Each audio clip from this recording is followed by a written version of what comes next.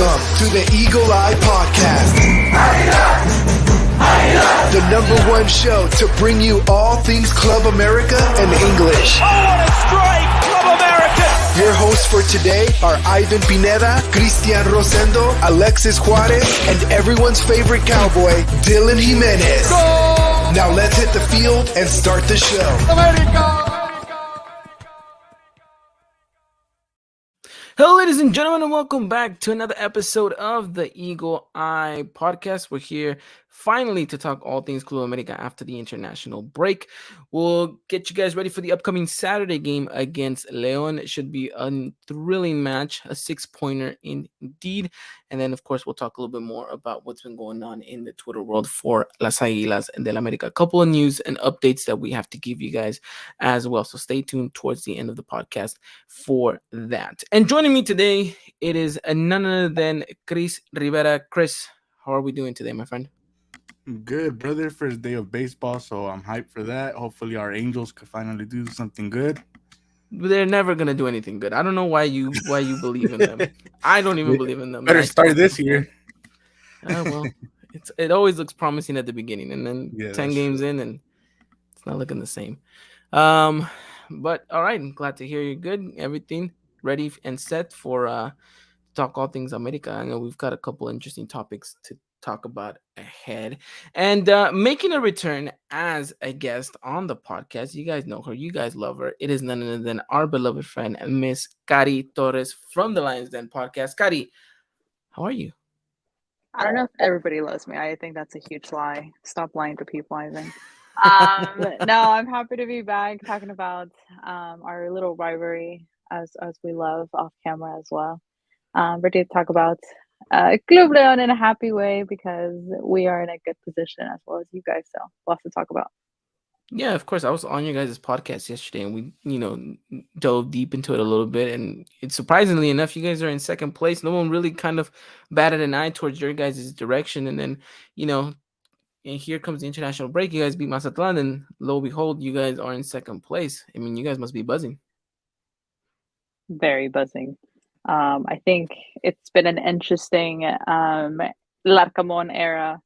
From the very beginning up till now, I think we're finally seeing kind of a bit of Larcamón's influence on the field and a bit more of grit and passion and aggressiveness from these players that I think has been lacking in the past with Paiva and with Olan especially. So it's very refreshing. Don't know what to expect at the end of the season. All I know is if they go as far as possible, I'm going to try and go to Leon and watch this Larcamón Leon for sure.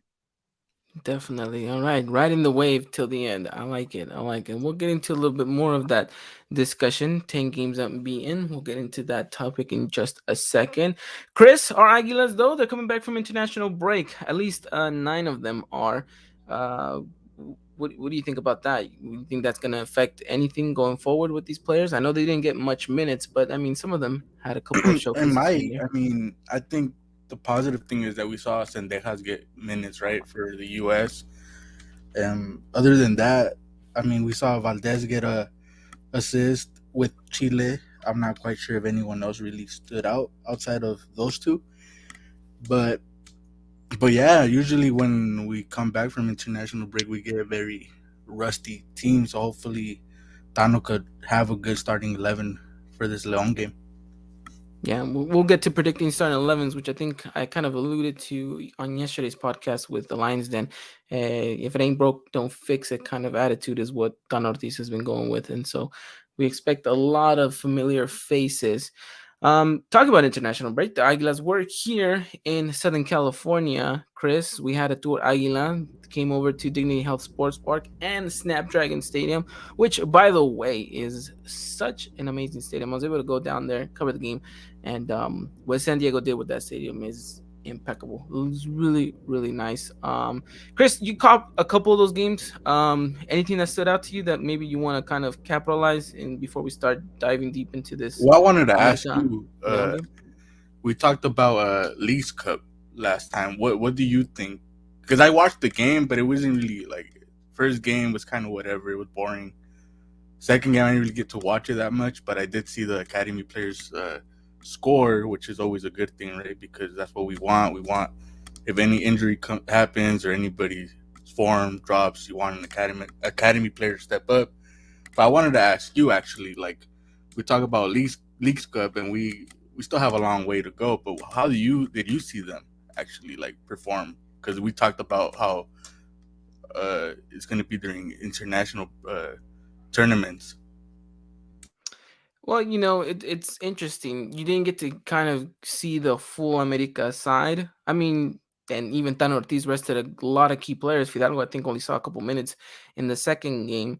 I mean, it was an interesting kind of two games. We were able to see a couple of the youngsters that we kind of all wanted to see, especially Esteban Lozano, who kind of came into both games, looked very good, had himself a really good chance in the first game against Santos, didn't really capitalize on it. And then against Tijuana, gets the late minute goal that puts us ahead and ultimately makes us beat Tijuana.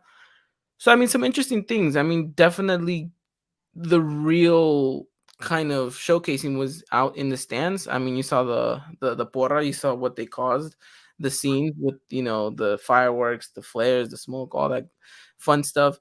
It's always fun to see. I mean, really, with these type of games, it's not so much what happens on the pitch; it happens what happens in the stands. Really, I think it's really games where fans come and enjoy something that they're not kind of privileged to do on a week-to-week basis. You don't get the chance to see your America side over here in the States ever so often. So I think the fans really go out, they have fun, and I think that's what it's all about. So interesting things here and there. But now that we're on the discussion of Leagues Cup, Gotti, I want to pick at your brain. Give us your 2 cents in regards to this League Cup. Obviously, MLS is going to stop play. They're going to be a little bit more, quote unquote, in form. All the Liga MX teams are going to maybe utilize that as preseason, or potentially should not, but we'll see what happens. I mean, what's your take on this whole Leagues Cup situation?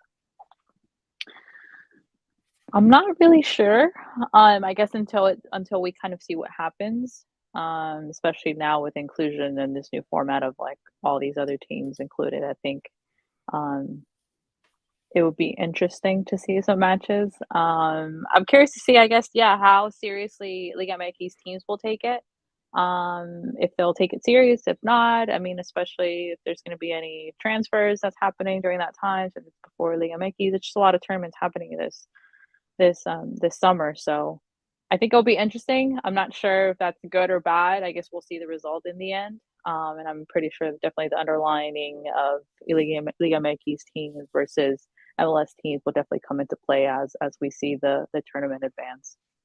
And I mean, it's kind of being pampered with Champions League automatic placement right there. I mean, that's kind of giving some incentive, right? Which I think maybe draws a little bit more attention from a couple of teams. I mean, from a Leon perspective, do you think this is a competition that you guys want to take serious just because of that sole Champions League position?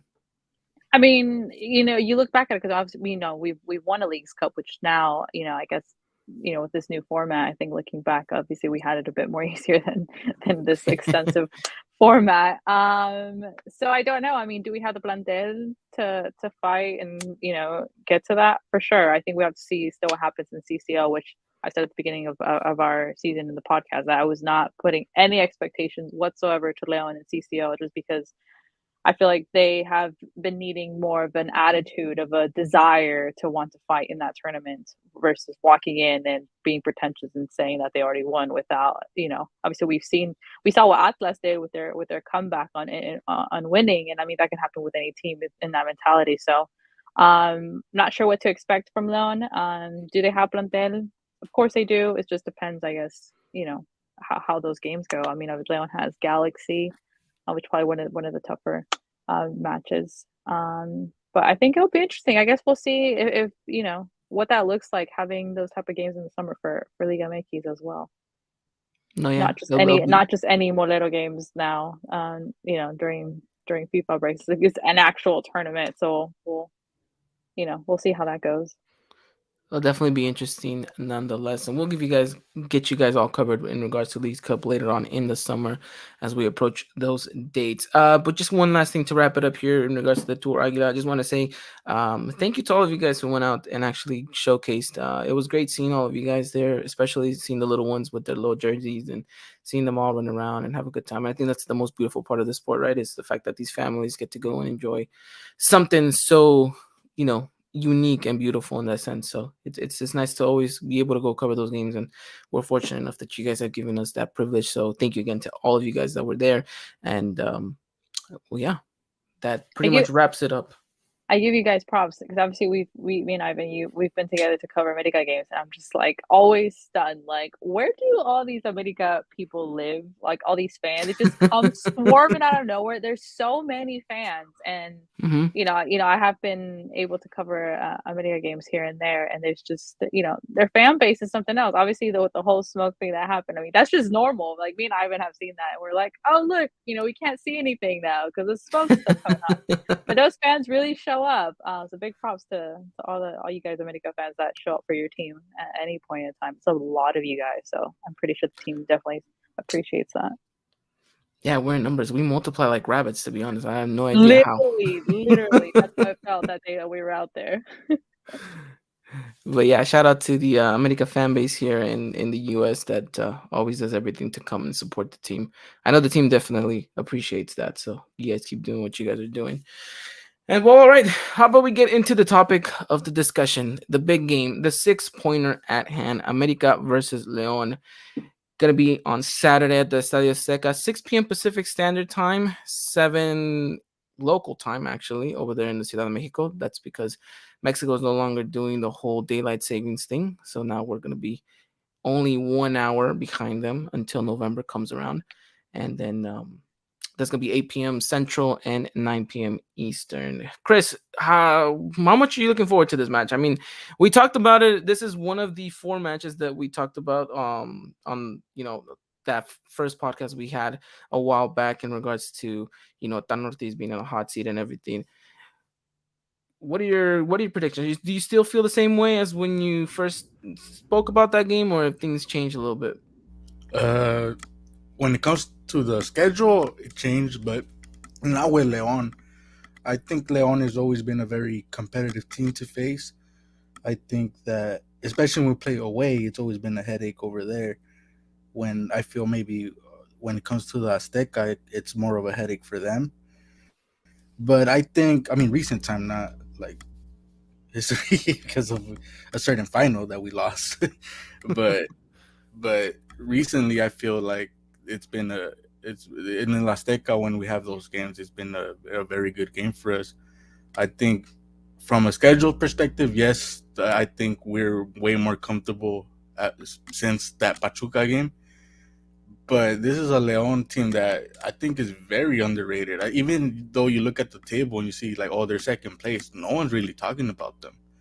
And I think that's might be something that, as a team, we got to be focused on that. Hey, they might be something that we don't know. And I hopefully, defensively we're there.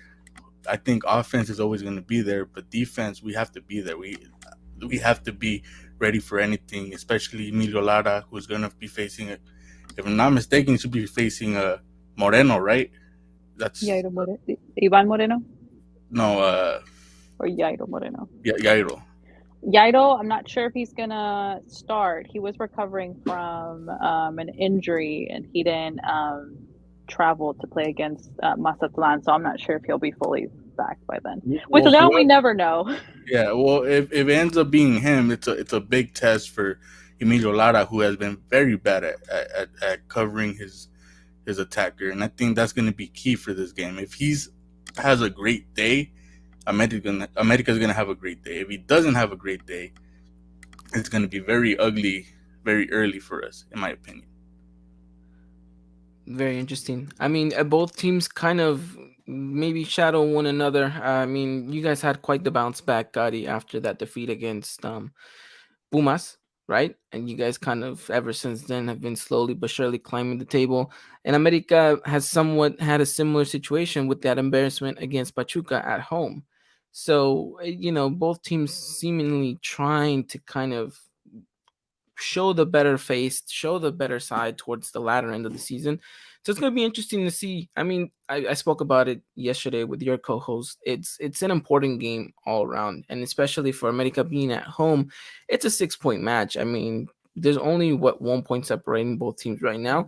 So America wants to cement themselves in that top 4 spot, right? I don't think they're potentially looking at, oh, I want to finish first, second, third. I think they're just saying, let's get as many points here down the road, because we know we still have quite a couple of opponents ahead, Monterrey being one of them. And I know that you guys are looking at it and saying we want to finish as strong as we can, right? So it's going to be an interesting one. How do you think your Leon is trying to kind of prepare themselves to come into the Azteca and try to maybe upset the odds? I mean, we know obviously we're playing away in a estadio like that. I know definitely we're against the ropes in that aspect. But other than that, I think we're definitely more than capable of taking a win away. I think it's going to be very interesting, just because at the beginning of our podcast we have talked about how this close was going to be. Like, depending on what we did in the beginning and the middle, where we were at, how we were going to close this season, because we were facing first an opponent like you. Obviously, we didn't know what was going on with CCL, if we were going to still be in that or not, but we are. So obviously, we have that in the shame in the rumbles, but also, so we face you guys, then Cruz Azul. We're home to Cruz Azul, then we're home to Chivas, away at Xolos, where Xolos is obviously Piojo's back, and then closing with Tigres. I mean, we have very strong opponents coming up. So obviously, this is just one of many hurdles that Leon has to pretty much close this season. Did I envision that we were going to be at this point, in second place? No, I didn't, because I didn't know what was going to happen. I didn't know if this Larcamón era was going to be a struggle, if it was going to take him a season to kind of, cement some of his ideas. Unfortunately, it has been todo lo contrario, even though we've had some struggles at the beginning with discipline, with red cards and missing players and injuries. So it's been a battle. I think we're ready to show up and take a win, especially because the next upcoming games with Liga MX teams are, could be anywhere in the air. And, I think we want to be able to cement ourselves in the first 4 at this point, as we are now. So it's definitely going to be a tough match, but we know how serious, and how tough your team is. I mean, you guys have great players with a lot of talent. So I think it's going to be a good duel.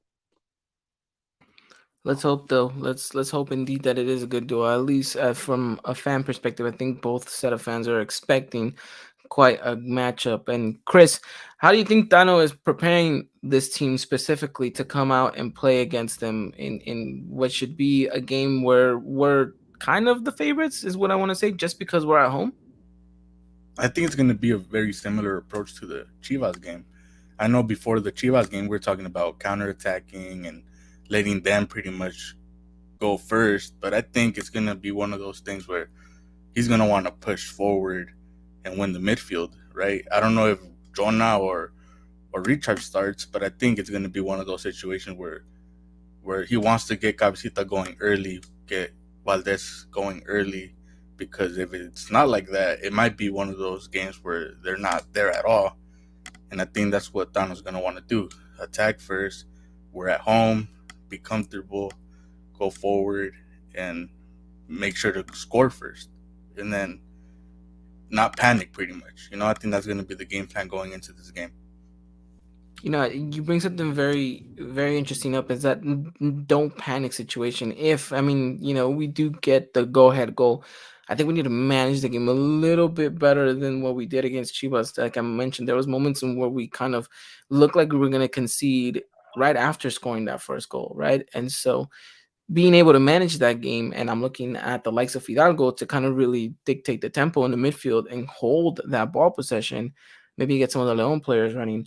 That's going to be important, managing and being able to kind of withstand any pressure that comes. Like you said, if Emilio Lata's on his day, then boom, great. I mean, just to kind of give you guys a memory, jog your memory, when Tigres ended up coming to the Azteca last season, and Emilio Lara was going up against, Quiñones, and he was just on him and completely just was winning everything. That is an Emilio Lara that we need to see towards not just this game against Leon. He needs to kind of follow up the latter end of the season and kind of finish strong going into the Liga. we saw him die down a little bit, and then hence the Toluca mistake happens, right, in the Liguilla. So you kind of need him to kind of step it up a little bit more. In these, last two couple games, when he played at center back, when he played at right back, guess which one he looked better in, It's kind of obvious that his natural position is a center back, and just due to the fact that we need him to play right back is why he's going to be continuing to play right back. So let's hope that for the meantime, he's able to kind of consistently showcase on that right-hand side. Gary, how do you think Leon comes into this one, tactically speaking? How do you think your manager is going to try to kind of stomp that America attack, right? We are the team that scored the most goals. How do you guys think you guys are going to put a stop to that? They were going to go back to a line of 5. I think it's been Larcamon's favorite defensive line, which, I mean, in all, we haven't been scored a lot of goals. So that's good, even though I still believe Osby is always the weakest link. So that could be somewhere where you guys can exploit us. He has been up and down, it's very inconsistent. But I think apart from that, what we've been doing well, we've done well, obviously, has acquired Adonis Frias and Lucas Romero, who have been amazing and have really put this team together. So, yeah, I think we're going back to a line of 5. I'm not sure. Again, I'm not sure if Yairo's going to play. If not, Platano can play in that position. I believe Mena will start. Obviously, Elias hasn't done a bad job. And up top, I mean, los mismos de siempre. As long as Iorio has a good game, then we can see some goals. And if not, then probably not. He'll probably have to share the ball, which, he's been kind of working on that in the past couple of games. But I think we're expecting definitely you guys to go all out. But I don't know. Will we cancel each other out at some point?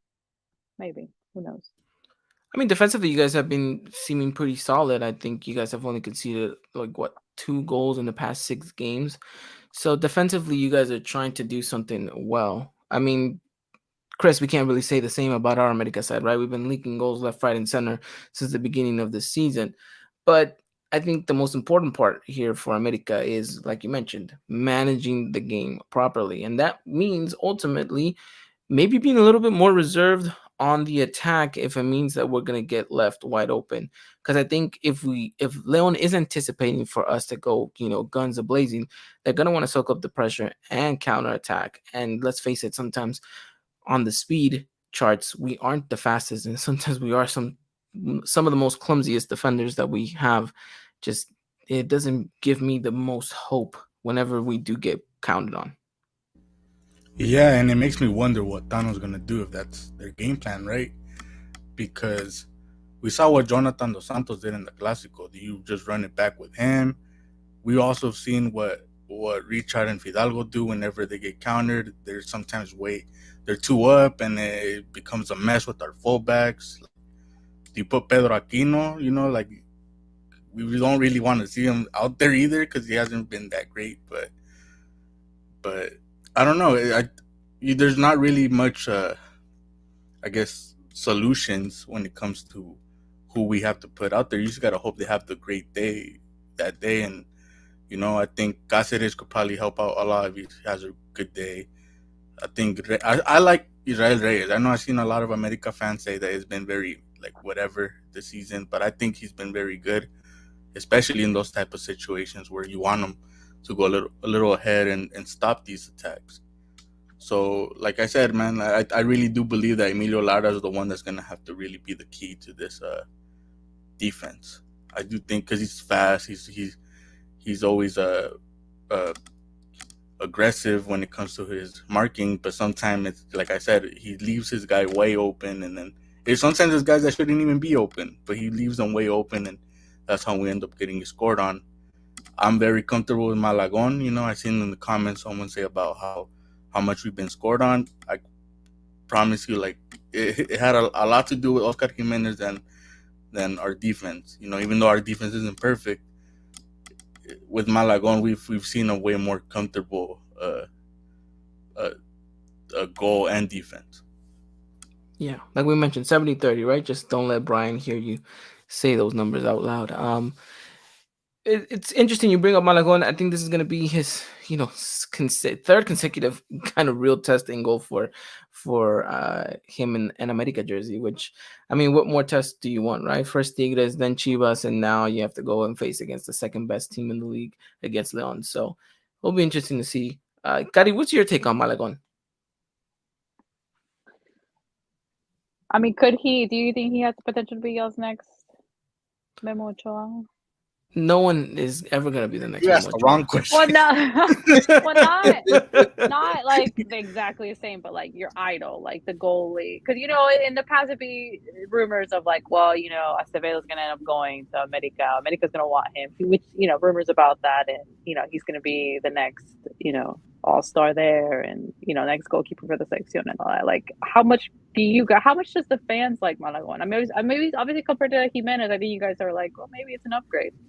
For me personally, I am very high on him, and I've been high since we signed him. I said like this guy should start day one.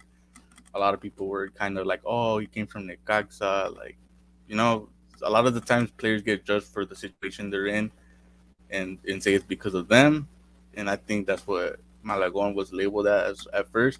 Me personally, I think he's better than Acevedo, at least more comfortable than Acevedo. Acevedo makes these amazing saves, right? And a lot of times as Mexicans, we get like hyped about like, oh my God, the amazing saves. But the they thing are pretty amazing. Yeah, but the thing is, you also see the goals he eats, and it's like, oh, well. Pero la defensa no le ayuda. That's the thing. But at the same time, it's like backs are weak. You want comfort, and that's what I think Malagon brings. He's very comfortable. He's very confident, and I like that. And that's for me. That's why I'm very high on Malagon. And I think a lot of fans are kind of talking about bringing an extranjero in the summer, and I think we're probably gonna have like rumors on that.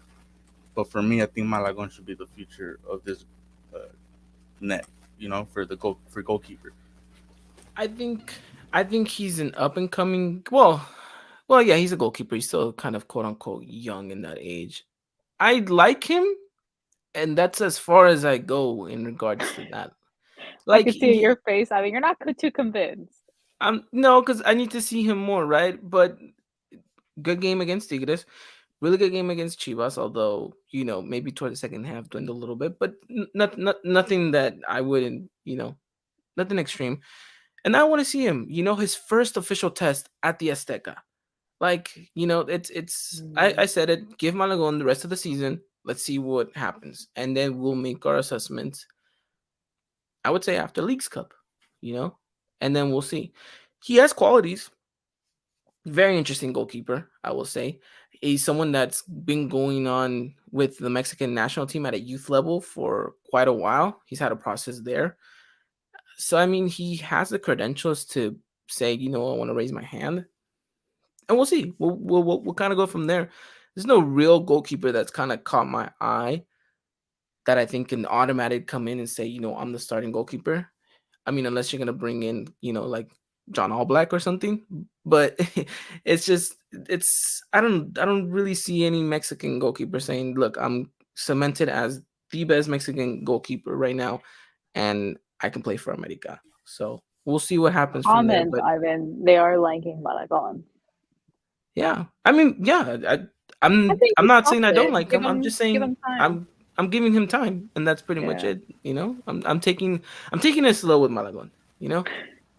At this point, I have to. So, but yeah, I'm interested to see what's gonna happen with him. And like I said, from what I've seen so far, I've liked, and it's just gotta keep it going, and we'll see what goes from there. Kind of want to address a little bit. Ricardo saying Chris is a Pelon Lara hater. Chris, no, not at all, man. I like Lara a lot. Just as a fullback, I'm fair with everyone. If you're gonna ask me who do I prefer, him or Layun, I mean, just ask our group chat, right, Ivan? Yeah, no, 100%. Ricardo said Malagon is the chosen one. He'll bring order and composure to an America team that Ochoa quit on. See? Ricardo, I agree on half of that statement. Ochoa did not quit on this team. Yes, Ricardo, good job. It's very well known that America did not offer until the last minute a contract extension. and even then, the contract extension wasn't as lucrative as he was expecting. And I mean, I get it from a perspective why Ochoa left. It does break my heart, but he had to look out for his best intention in his career. We know what he wants to do with it. I know a lot of people are against it, but he wants to continue to keep performing at a high level. Not saying that he couldn't do it with America, but I mean, let's just face it. This America side kind of gave him the cold shoulder for a long time, and for you to do that to your captain, who numerous times bailed you out, I mean, I'm sure it hurt him a little bit to have to say goodbye in the way that he did, but I don't think he left in bad terms with anyone, really. I think it was just a matter of, hey, you guys took too long. I had to make a decision because this is my, this is what I live off of, and it seems like an interesting thing for him to go play in Italy. And I mean, we're seeing what's going on right now in that sense. The last thing that I also wanted to say is Midwestern Cholo, still love that name to this day. There's a reason why Malagón was the backup goalkeeper for the Olympic squad. He's the best young goalkeeper in Mexico. So, I mean, like Gary was mentioning, a lot of you guys really high on the Malagón train, and he's solid. I mean, I think why we were questioning why Toño got a call up. I mean, we're trying to progress, aren't we? We're not trying to stick into the same little round of goalkeepers, are we? I don't know. That's the national team pool, and it's a whole different monster. I don't know it's a mess, and anyone who's trying to fix it, and Godspeed, because it's like trying to untangle a bunch of wires. It's just, you feel like you got one knot out, and then four more just appeared out of nowhere. But all right, let's get back into the whole topic of this matchup. Gary, you already alluded to a couple players that we're going to be featuring or not featuring for your side. Give me your predicting starting 11 and tell me why you guys so high on Ivan Moreno right now. Because he's the best. I love him. The little perrito is like, te quiero mucho. That's me every single time. Like, te quiero mucho, Ivan Moreno. He's the best thing that could happen to us. I'm probably being a bit dramatic, but I just love him. Like, in the fact that, I mean, he was included in one Larcamon's, transfers from during the window, but he obviously had him at Puebla y se lo trajo a León. And honestly, he's been the best. He's been the best thing that could happen to us, especially on that side, just because we've always been struggling as a right back on that side. Obviously, we, if you go past with the Navarrito and then Avión sadly injured. He's coming back.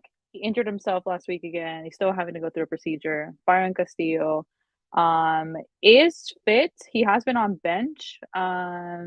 He is not very good defensively. So this last season, we definitely struggled with him coming back and defending. And we're like, well, we are always trying to give the players a benefit of the doubt, new players that come in benefit of the doubt of the season, but he was just really struggling. So with Ivan, it was just a breath of fresh air with him. I mean, he runs so fast. He's like, tiene como siete pulmones, like it's insane. Like, he's amazing. He's just a very talented kid, and he pushes himself every single game.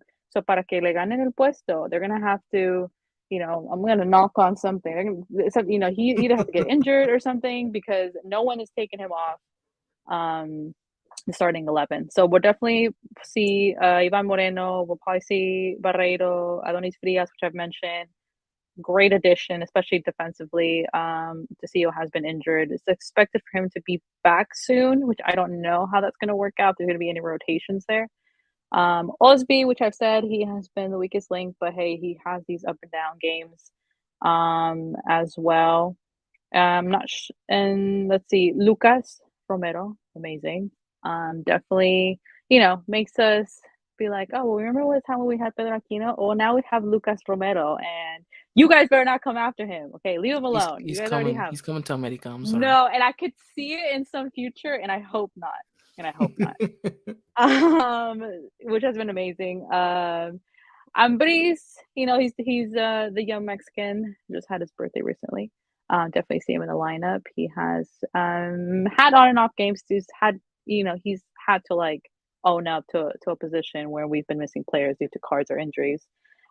Still, I'm not sure if we'll see Yairo. Unfortunately, the club is not really good at letting us know when players are like injured, they're going to be out or anything like that. They just like show up here and there. Mena or Elias, Elias has been doing well. So he started against Mazatlan. Obviously, Mena was on international duty. Probably see Mena starting. Diorio, which, like I've said, if he has a good game, we can rack up some goals. If he's not, a bit selfish. He's just a hit or miss player. He's a player that it's just very funny to watch sometimes because his body, he's very awkward with his body. So I feel like he can get into good positions and he can have really good gimme goals. It's just I think he overthinks it a bit, and his body is just awkward sometimes, and he makes the wrong decisions. But definitely Davila, I think we can definitely see as well, who has been on fire. We have a good squad, but yes, the hype is real over Ivan Moreno. No one touch him. I think you're muted, Ivan. Sorry. I was trying to press the short key. It wasn't working.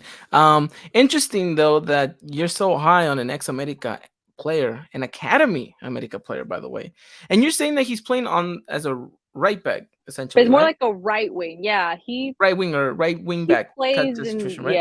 Yeah. Which is interesting because when we first started seeing him, and I was talking to your co-host about this as well, he was definitely a player that caught me and Dylan's eye whenever we would see him play, and especially in these friendly games like the Tour Águilas, whenever they would come to the States. And me and Dylan would always talk about, this Ivan kid, like he looks like he could be like the real deal. Never really got any minutes under Miguel Herrera. Obviously, it's hard for these youngsters to break into an America side that's always trying to fill themselves with the next best, prosper in South America or whatever. But he always looked like an interesting young player, and so it's nice to see that he's found himself kind of a good form. And it sounds like he's had to try different positions to kind of get there, but it's interesting to see him. Last time I saw him, he was playing for America as a left winger, and now he's a right wing back playing for Leon, doing things. You know how nice he looks in that color compared to Young? I'm just saying. Shout out to Javi in the comments, though, the other Leon fan, backing me up in the comments with Leon. So, I mean, interesting things how some of these Academy players end up where they end up. But, I mean, we'll see. We'll see. His big return back to the Azteca. I mean, it's not the first time he's back. He played against us whenever he played with Mazatlan as well. So, he's faced us before, but never in this form. So I'm curious and I'm interested to see what happens. But it sounds like it's going to be a good, strong start 11 for you guys, Scotty. I'm curious to see what Chris has to do in regards to that rebuttal. Chris, like I said, if it ain't broke, don't fix it. And I think Tano Ortiz is going to go with that mindset. You kind of alluded to it earlier with either Richard Sanchez or Jonathan Dos Santos playing. I'm assuming we're going to go guns a-blazing. Richard Sanchez is going to play, and Jonah is going to take the bench, although one can make the argument Jonas looked pretty good ever since that Clásico, so it would be no surprise if he does start as well, just for that defensive kind of solidarity. Some interesting injury updates. No Roger Martinez, though. Not that he was going to play a huge factor in this, and then we'll talk a little bit towards the end of the podcast if, Roger saw his last minutes in an America jersey in San Diego. But how do you think we line up against what Gotti just said? I think it's going to be, like you said, a repeated starting 11. Just no Jonah. We're going to see Richard instead. And I think the question mark would be Zendejas or Leo Suarez, right? I think, like I said earlier, Zendejas played the 2 games with the U.S. And the first game, he looked good. The second game, I think he kind of looked whatever, kind of iffy. But I do think it's going to be one of those things. I think you get 2 different players, right? So it's a game plan situation when it comes to who starts. I think if you want the attention more on Cabecita and Valdez, you might start Leo Suarez. But if you want this some creativity on the right side, and even an attacking, more of an attacker, well, Zendejas is more of a complete player than Leo Suarez, right? But Leo Suarez has been very, very good these last. He started 2 months ago? Yeah, like about a month. Yeah, so he's been very good too. But I think if America wants to be more loose in the attack, I think you start Sendejas. But I think it's gonna be Leo Suarez. I think it's a bit low as well. Ricardo Lutz is something very interesting, and I do want to point this out. This game has Diego Valdez written all over it. He's going to ball out. I can feel it. And hopefully, Ricardo, your feelings are the same as mine, because I kind of mentioned this yesterday as well, too. Diego Valdez, whenever he's on form, whenever he wants to play for this America team and ball out the way that we know he can, this America side looks a lot more threatening, a lot more, what's the word I'm looking for? Just clinical going forward, right? The final pass in the final third, it just seems to be clicking all the time. So, do you agree that maybe Diego Valdez is kind of our secret weapon here, Chris? If he can turn it on, then this is an American game that can easily go in our direction. When he gets going, Cabecita gets going. I don't know if you've noticed that, but Cabecita usually has some lazy games. He'll score, but he becomes very lazy. That's when Valdez is just not in the game. Whenever Valdez gets going, you start seeing a lot of mixture when it comes to the attack. You see Henry drop down, you see Valdez go up, and then same thing. Valdez will go left, and you see Cabecita go center, and you see those goals just come out of nowhere. Just very creative when it comes to that. I think Valdez is very key to how the attack is gonna go, and also Henry Martin. He also needs to be taking advantage of any opportunity that comes his ways. I think there's some games where you kind of see him not completely disappear, but you do see him pull his mark and have Cabecita more open. I would like to see him be more of a mixture when it comes to that, not just completely pull everything away from him. You know what I mean? Yep. No, I completely agree. Ricardo says that when Valdez is on point, America looks like Pep's Barcelona. I mean, Don't the tell argument Christian can be made. Yeah. Yeah, don't tell Christian that. Gotti, who's kind of your go-to player that needs to have a good game in order for you guys to kind of come on top here if you guys want to get a result out of the Azteca? That needs to have a good game. Mhm. I say the Yodio. Okay. I mean, obviously, if the Yodio doesn't show up, Davila shows up with golazos. So I have no doubt in my mind. I think in regards to the Yodio, it's just more of a personal goal for himself. Obviously, he's probably not going to get líder de goleo or anything like that. It's nowhere close to the goals that he's made last season. But I think it's his own hunger, his own, wanting to score every game. Que a veces se frustra. So I think he needs to have a good game. Obviously, apart from Cota, which Cota rarely has bad games, so it's kind of like, well, he has good games. He's our protector in the back. No need to worry about there. But I think our weakest link, Osvi, pretty much. I'm always like, oh, is he gonna get injured? Are they gonna take him out? We're gonna need to adjust again because he's just easily injured prone. And again, our weakest link. So you guys need to you can exploit on that side. But if he has a good game, then it's going to be solid. All right. Well, we'll have to wait and see what player shows up and what player decides not to. Well, I guess that's all that's left is give our score predictions here. And Kari, you being the guest, I'm letting you go first. What is your score prediction for Saturday's game? I had two score predictions in my head. One was a 1-0. But then I'm like, we can probably score 2 goals on this, America. We'll probably let them have one. So I'm going to go with a 2-1 Leon win away. 2-1 Leon away, making that 11 games in a row that you guys have been unbeaten. We'll see whether or not that happens. Chris, what is your prediction? Yeah, similar situation. I had 2 scores. Right now, I was like, this game could be one of these, like, score here, score there. Like, I was thinking 3-2 at first, and then I thought about it. I'm like, well, it could also be one of those, like, not boring but very like hesitant type games too, and I think like she said 2-1, but for us 2-1 on the other end going towards America. Nice, I like it. I'm gonna go with the same one that I mentioned in your guys' podcast yesterday, Kari. I'm going with a 1-0. I said it that America needs to prioritize the clean sheet. Now, it's not to say that I don't want them to go out there and blow the team out of the water and maybe concede a couple of goals. I mean, that's fine if that's the case. I'm still gonna be happy with 3 points. But this America side needs to prioritize a clean sheet, prioritize the defensive side of their game. We're coming towards the latter end of the season, so you kind of really need to step it up in that department. And I think a clean sheet in the Estadio Azteca first game for Malagon would do wonders for this America side going forward, especially knowing that we have Monterrey the following week as well. So I'm going with a 1-0 victory. I'm not sure if that's going to be the case, but we'll see what happens. Chris, we need to ask AJ for his prediction because he seems to be getting them all correct within the past couple of weeks. You want to message him or something? Nah, it's okay. He's too busy right now.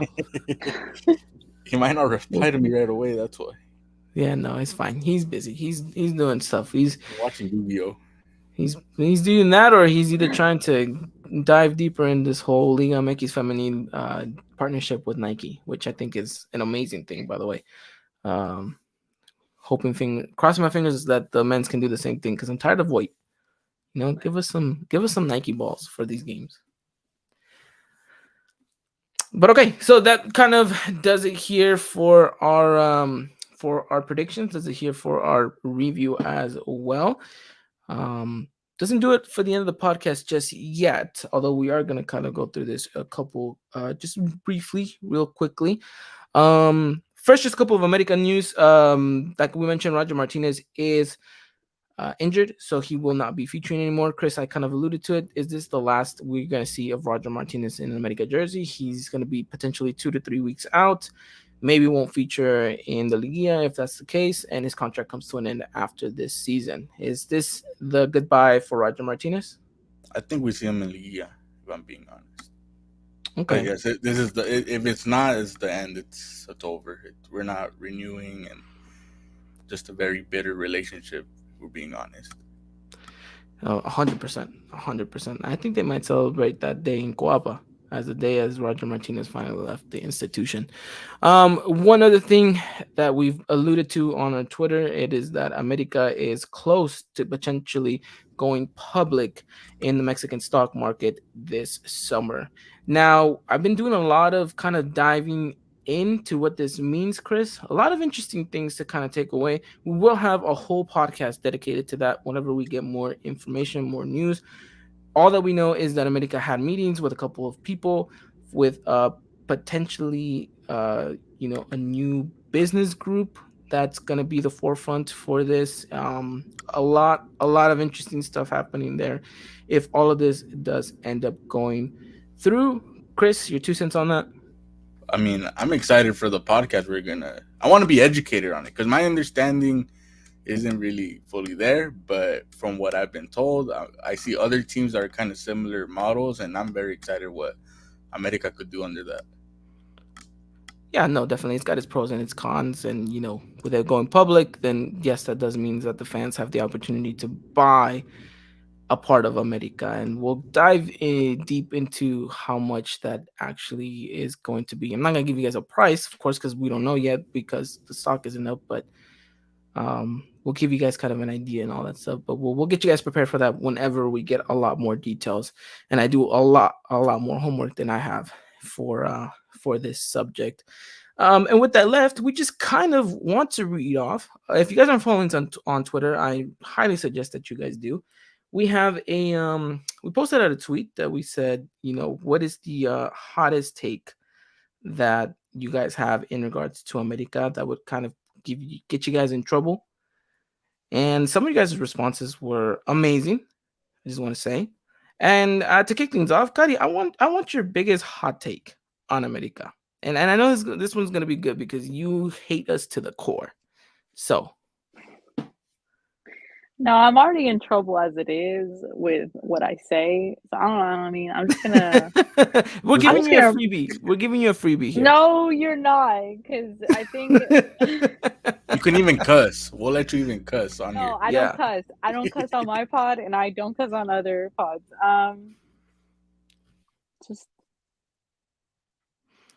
Just you know what? Just skip me. Just skip me. Just say, I thought you I'll Oh, just send make it to you easy. via message or something. Okay. Keep it to All right. yourself. Okay. We'll keep that. I'm to already not ourselves. liked as it is, so let's just leave it like that. Gotti, that is not true. All right. Everyone over here on this end loves you. Okay. Chris, let's read off some of these ones that I think are hilarious. Some of these. And I want to start off with a good one here. And so I want to say, Put I the want to go one with that triggers Brian's. people. Huh? Oh, okay, that one's gonna trigger people. Yeah. That one's gonna trigger people. Which I wanna one's go with- Brian's? Brian says, Fidalgo is pampered by the fans. How true is this, Chris? I think so. I think I've had conversations with people who like to point at other players, and I'll say, "Well, we all love Fidalgo, and he ghosted in this game," and they all get offended. So I agree to an extent. It's because Fidalgo just has that kind of very lovable attitude. You kind of just always want to be. They did the same thing with Viñas, so I understand. Yeah, but yeah, Venus kind of fell off on that end. Yeah, big time. All right. Let's go with let's go with one of AJ's, which I think this one was fairly interesting. He says Chino Romero over Federico Viñas. No How debate. how no debate. No debate. 100%. Yes. Okay, I You already know, bro. I hate Viñas, bro. I'm like his biggest hater on the internet, bro. So you already know that. Okay, then let's go with a little tougher one. Oriol Peralta is a Club America legend. I agree with that. You agree with that? A lot of people won't. A lot of people hate this man. But here, look. So a lot of this because he left to Chivas, but he was already there before he came to us. So it's kind of one of those things where. And then I went on his Instagram. And he's over here liking like anti-Chivas comments while he was in the team with them. So I can't really hate him for that. He was just getting paid, and I'm okay with that. Go get paid, bro. You're old anyways. That's 100% true. Midwestern Cholo saying 100% in regards to the Oriol Peralta topic. Now, this one I thought was a really, really good hot take. And I think this one hits home for a lot of Americanistas that kind of like to go and remember the golden times growing up. This is by our good friend Miggy. He says, the 2005 team wasn't as incredible as we remember. In fact, that season, it had more draws than wins. Chris, what do you say to that? To the most nostalgic team that this generation has seen besides the 2013 title win against Cruz Azul. I had to stop and think about it at first, and then I was like, no, he's kind of right. But at the same time, that attack was just one of the, if not the best attack we've ever had. I was a big fan of the midfield, and then you look at the defense, and it was just kind of eh. So I get where he's coming from. I wasn't that offended by that. I kind of was. I kind of was like hurt because that's kind of like, your envision of what the Super Galactico America was, just mainly because of that front three. Yeah. But I guess Mickey has a point in that sense. I think because he even said like the coach was very mid, and it's true. We're being honest. Ooh, can I read one? Yes, go Gotti. Okay, I like this one. Shout out to @fatman_11. We pride ourselves in bringing the best of the best from around our area, but that hasn't been true since we signed Guido Rodriguez in 2017. Ooh, that's a good one. I think he's true. I think it's true. I would say since Ochoa, we signed him back. No. Yes, but I think he means like foreigners. Okay. Yeah, from 2017 and now. Yeah, well, my take that I get very frustrated at the fact that we sell to Europe all these players, and then we ended up bringing in experiments, which was like Leo Suarez and Viñas, both Cáceres. You remember the other one? You're Fidalgo. So, yeah, Fidalgo. They're all experiments, and I get bothered by that because it's like, well, it's a 50-50, and sometimes it's not. It's more than 50 when it comes to the failure, So, and I will say that the big reason that America has now kind of gone away from the Bombazo signings is because we don't have the funds for it. We can't pay the salaries that these players kind of want. And I mean, how many times have we been linked to the Falcaos or the Ibrahimoviches of the world? I think they're all only fake. They're all yeah. fake. I mean, some of them have to have some like remember when we were linked to Forlan as well. several times. So I remember that. yeah. And now we're linked to some guy that's gonna run out of a contract in South America. To be fair, he's what I was reading. He's considered like one of the best in their league. So Yeah, I I guess mean, for whatever it's worth. but I mean, it just goes to show it. I mean, what happened last season, right? With Brian, what was the guy? Rodriguez? No, not Brian Rodriguez, because we ended up getting him. Or was it? Was his name Brian Rodriguez too? The guy that was from oh, I can't remember from where he was, but it's kind of like these up and coming youngsters. This Uruguayan player here, or this Colombian there, or this and that. Like it's just it's sad because it's not the America that we grew up with. That it was like, oh, spend the big bucks, you know. You Well, mean now Pablo we don't have Solari? the big bucks. Pablo Yes. Solari, is that what you're talking about? Maybe. I don't know. We were linked to so many players, and then players that were going to be free, and then their agent was like, "Oh, we just have to pay the team either way." And then it's like, okay, Yeah. And then, like Ricardo said, the side deals that the Angels want as well. Like, it's there you go, Brian Ocampo. Brian Thank Ocampo. you, Okay. thank you, Ricardo. Thank you. Yes, Brian Ocampo. Yeah. Or that Velasco guy that ended up going to FC Dallas. Well, Facundo Torres too. Those are the signings that we didn't make that I get mad about, because it's like it's too obvious they're good, and then they go and tear it up somewhere else, and it's like, come on, man. Definitely. All right, here's one that maybe Kari can weigh in on here. So, shout out to at Veneros Daniel. Club America is the only big club in Mexico, and it's not even close. Most points, most goals, most wins, most number one spots, most Liguilla wins, and is one of the two clubs in the world that are top winners in leagues, cups, and region. What do you say to that, Kari? No comment. I am not getting in trouble and demolished here. No comment. I think that's a real, true heart bleeds yellow Americanista right there. So I'm just gonna keep my comments to myself. And that's why me and Ivan agree, right? Exactly, 100%. We're gonna laminate that tweet and post it on all of our walls. I'm getting that tatted on me somewhere. Stop. 100%. We just want to say thank you to all of you guys who kind of participated and gave us your guys' hot takes. We love it whenever you guys interact with us, and we'd love to make you guys a little bit more part of the podcast whenever we do, which is why we invite you guys whenever we have these live podcast shows. You guys come on here, get in the comment section. We try to bring it as much as possible into the mix, and like I said, it's always fun whenever we do get to do that.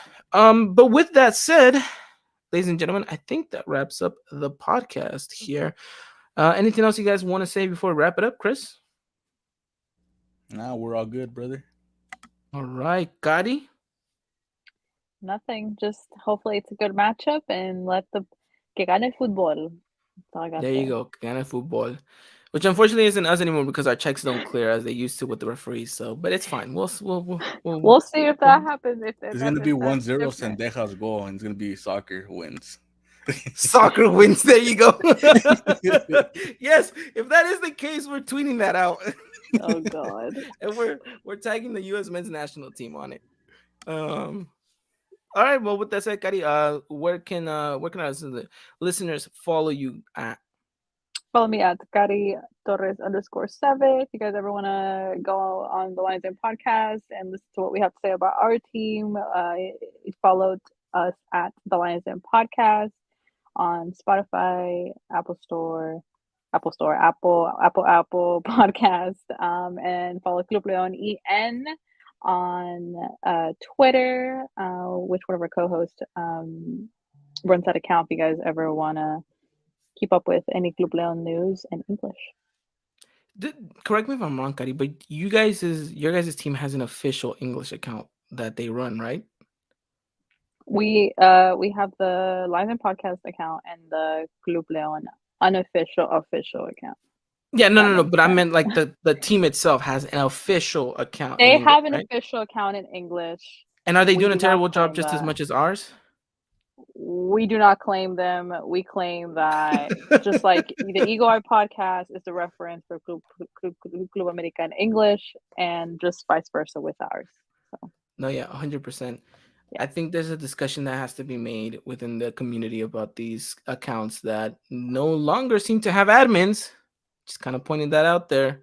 They just missed the gap with the person that runs it, that probably doesn't have the tools or the cultural knowledge or the native language to run it per se. I think that's very common, unless they because it's sad that not all clubs have an English account, and then you're like, well, times are moving on, like there's so many things are revolutionizing, like there's more fans, there's more this generation of like us and younger. I mean, there's fans that are living in the US that are avid Liga MX that speak English. Like they should be available to get on a Puebla English account or Mazatlan English account, you know what I mean? So yeah, no, I 100% agree with you. And I think, I don't think they have to limit themselves to like, oh, they have to live here in Mexico and they have to.